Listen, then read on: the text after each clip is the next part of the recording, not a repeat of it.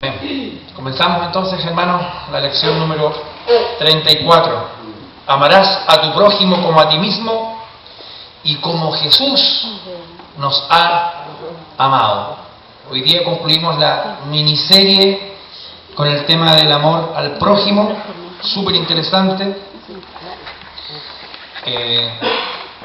A pesar de la poca voz que teníamos el sábado pasado, cuando hablamos de amar al prójimo como a ti mismo, ¿cierto?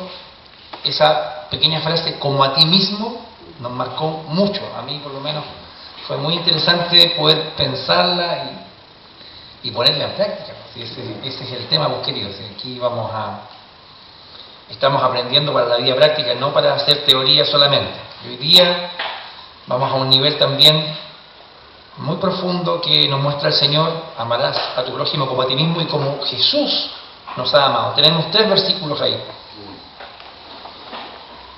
Lucas 10:29. Pero él, queriendo justificarse a sí mismo, dijo a Jesús: ¿y quién es mi prójimo? El otro versículo es Mateo 7:12.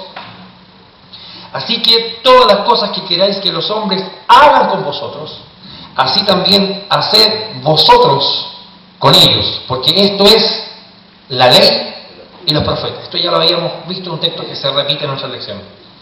Y Juan 13:34 y 35, que debería ser quizá nuestro emblema: un mandamiento nuevo os doy, que os améis unos a otros como yo os he amado, que también os améis unos a otros. En esto conocerán todos que sois mis discípulos, si tuvierais amor los unos con los otros. El autor dice acá: no presumo en los capítulos anteriores haber resuelto todas las perplejidades en la vida del amor. Hay cosas complejas. Hay reclamos que compiten por nuestro tiempo y recursos limitados. Es difícil escoger a qué renunciamos y con qué nos quedamos.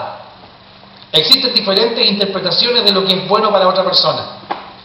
No quiero decir que todo esto que hemos visto, ¿cierto?, se convierte en algo sencillo. No es fácil hablar del amor.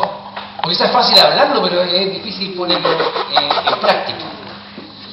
Pero acá hay un mandamiento radical y a la vez hay una provisión radical. ¿A qué nos referimos con esto? Lo que sí quiero decir es esto: amar a Dios nos sostiene a lo largo de todo el gozo, el dolor, las perplejidades, las incertidumbres de lo que debe ser amar al prójimo. Cuando el sacrificio es grande, recordamos que la gracia de Dios es suficiente. Cuando la bifurcación, digamos, las curvas en el camino del amor no tiene señales, recordamos con gozo y amor que su gracia es suficiente. Cuando el mundo nos distrae y nuestro corazón cede temporalmente al egoísmo, de modo que nos desviamos del camino, recordamos que solo Dios puede satisfacer y nos arrepentimos, por lo cual amamos su misericordia y paciencia aún más. Yo creo que en esta parte cabemos todos, hermanos, que nos desviamos un poco del camino del amor en pos del amor desmedido a nosotros mismos, lo que llamamos el egoísmo. Y esto es algo diario. Y nos damos cuenta que es un mandato muy radical. Como decíamos, va a la raíz del pecado llamado orgullo. Es decir, la pasión por ser feliz contaminada por 2 cosas. Eso es el orgullo. 1, no querer ver a Dios como la única fuente del verdadero y eterno gozo. Y 2, no querer ver a los demás como diseñados por Dios para recibir nuestro gozo en Él. Es buena esta definición. Dejar de lado a Dios como nuestra fuente de gozo y no mirar a los demás como diseñados por Dios para que puedan recibir nuestro gozo en Dios. O sea, una vida centrada en nosotros mismos. Pero esa es exactamente la corrupción del amor a sí mismo, porque Jesús nos manda a amarnos a nosotros mismos, pero esta es una corrupción, el orgullo es una corrupción de este mandamiento.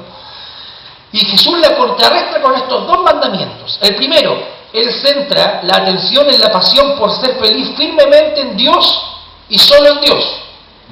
En el segundo, Él abre todo un mundo cada vez mayor de gozo en Dios y dice que los seres humanos, donde quiera que estén, están diseñados para recibir y aumentar su gozo en el Padre. Amén. Ámenos de la misma manera en que usted se ama a sí mismo.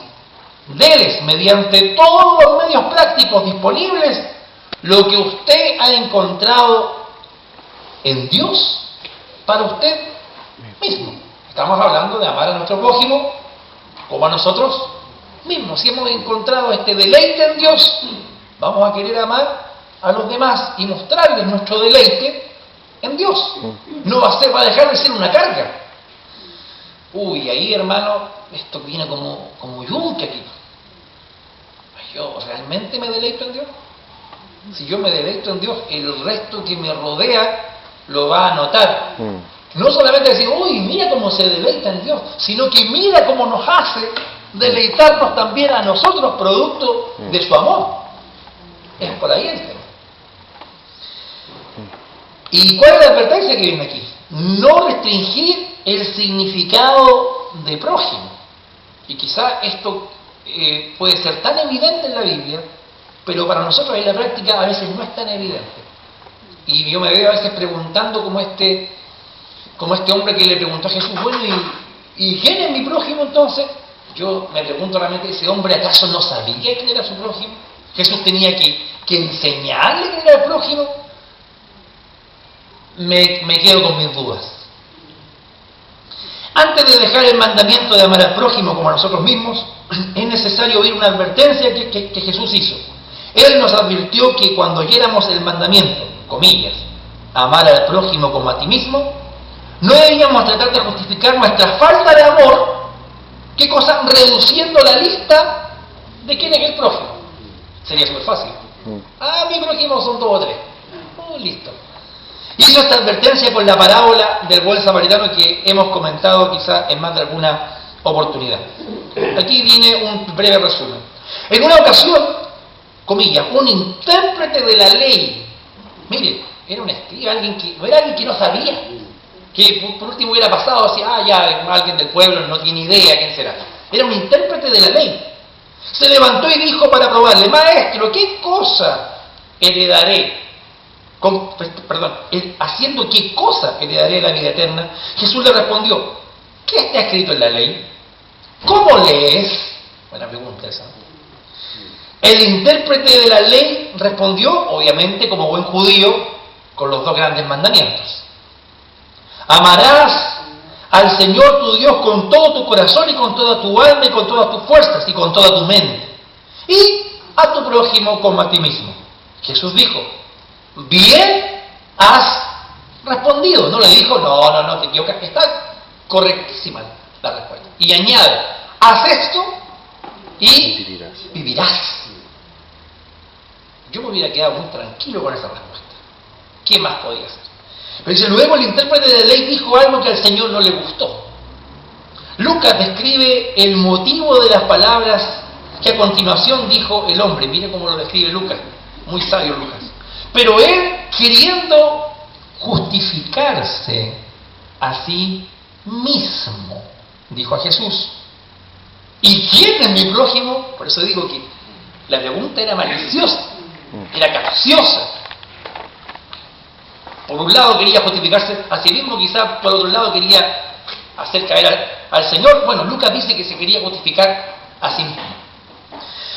De los innumerables argumentos que pudieran extraerse de la parábola del buen samaritano, yo me concentro en uno solo. Jesús responde a la pregunta de autojustificación con una parábola que no responde su pregunta, sino que la cambia. Él cambia la pregunta de ¿qué clase de persona es mi prójimo? Ya no es la pregunta. La pregunta es ¿qué clase de persona soy yo? Ahí está. Ese es el centro. Lo descoloca este hombre. Aunque le responde tácitamente la pregunta cuando termina la parábola, pero se da cuenta que él tenía problemas con su autojustificación.